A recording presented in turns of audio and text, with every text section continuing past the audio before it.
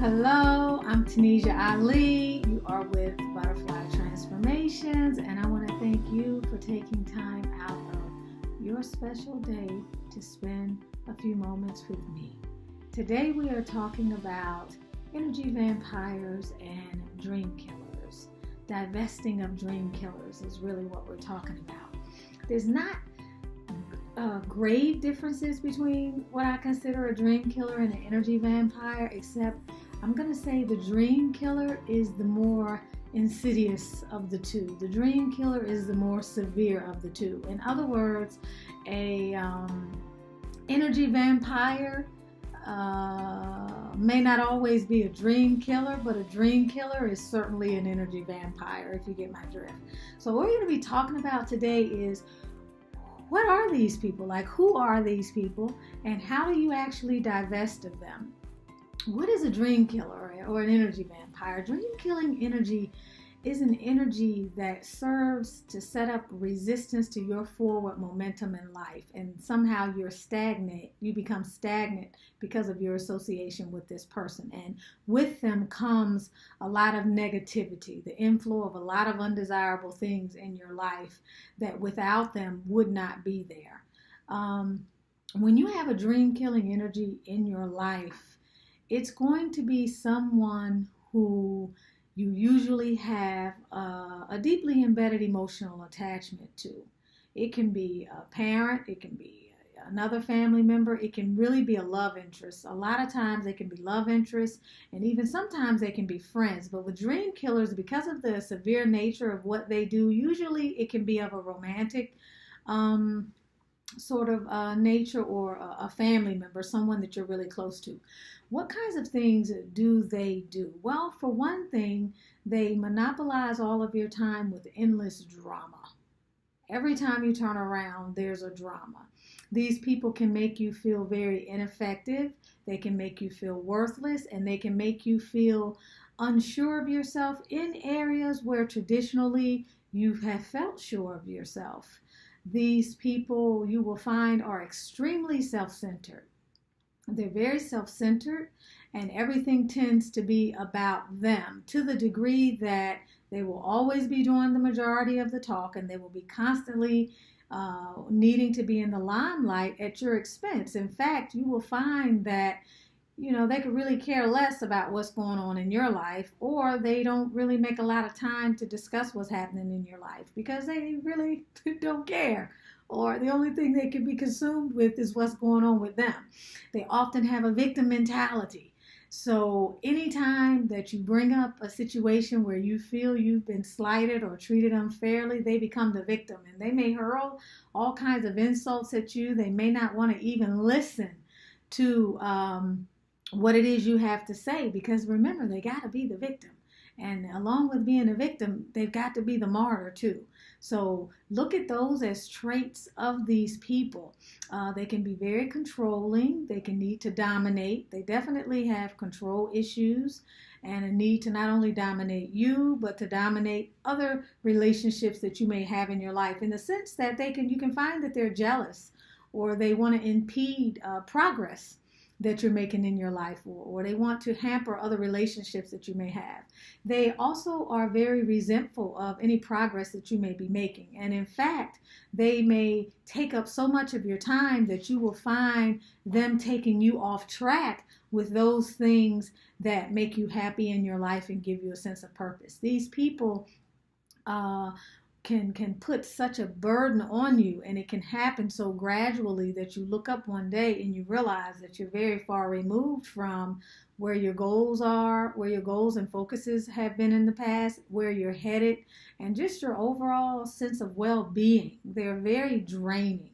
They will drain your time. They will drain other resources. They will drain you financially.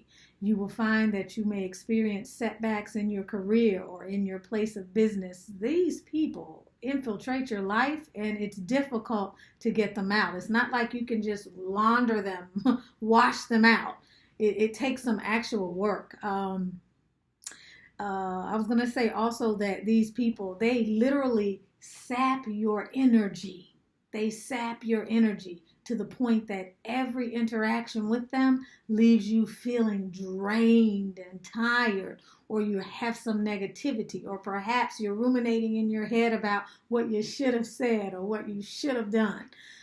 So these are just some of the things that you need to look out for when you're dealing with a dream killer. Know this in no uncertain terms, that you cannot help these people, that what they need is much larger than what you can provide. You are not the solution for them. So in some way, you've got to free yourself from the responsibility of feeling like they are your problem and that you need to help them. They are not your problem. You cannot help them. You need to get out alive. And if you continue to associate with these kinds of people, I guarantee you will suffer serious collateral damage. Let's look at some of the questions you can ask yourself to help you assess if you're dealing with a dream killer or an energy vampire. Do you often feel unheard when you're dealing with this person? Do you have difficulty expressing your feelings when talking to this person? Do you find yourself suppressing your opinions and views just to keep the peace?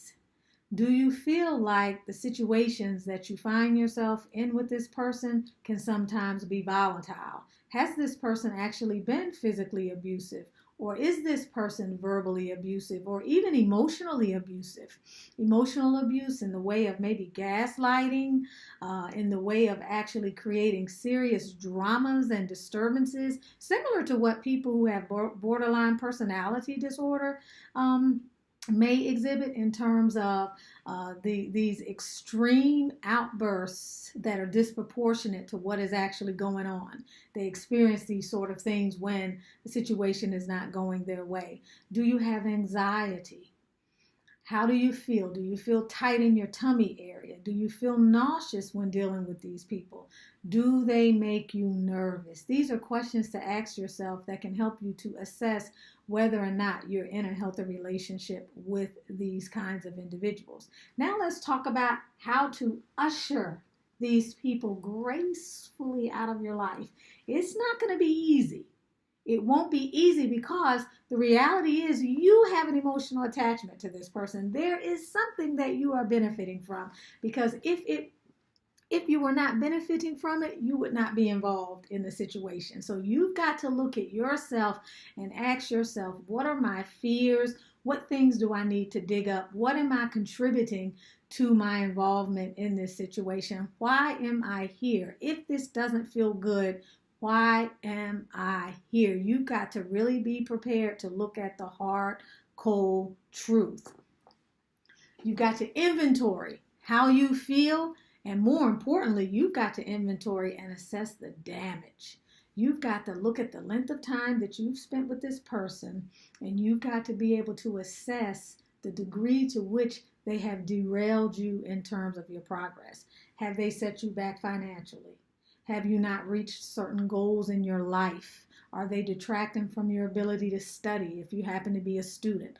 Are they taking you away from your familial responsibilities? If you're raising children and you're in a relationship with someone like this, how has your energy been diverted away from your children or away from other responsibilities that are important in your life, because they are all so consuming? These people are so consuming. So you're assessing the damage. And like I said, you've got to look at yourself. You've got to evaluate what it is in you that is perpetuating this particular situation. How to get rid of them. You've got to set boundaries. You have got to set boundaries that are non-negotiables.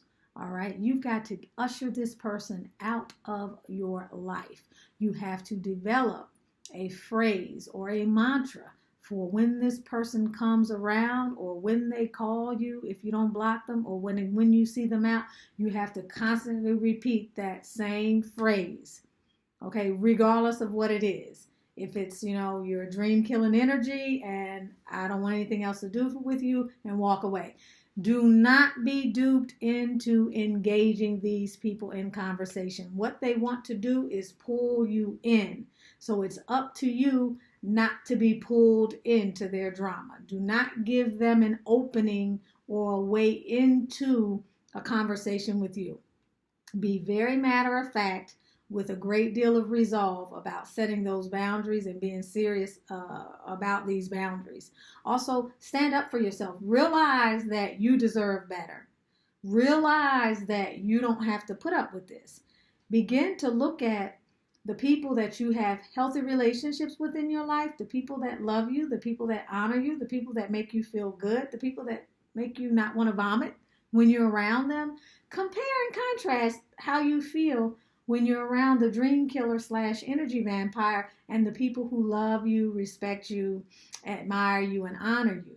Okay, and know that you need those kinds of relationships in your life. So you're going to have to put some supportive mechanisms in place. This is the last thing I'm going to discuss.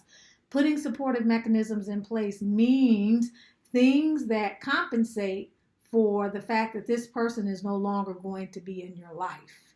Whether it's going to school, taking a new class, going back and rekindling old friendships, changing the circles and places and the people that you're around.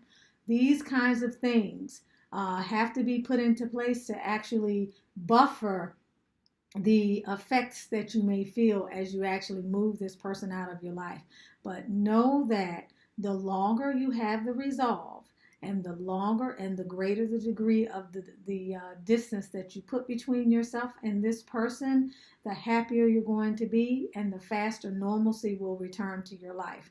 Keep in mind that although the disadvantages have been great and the ordeals that these people have put you through in your life have been many, know that they serve an important purpose in your evolution.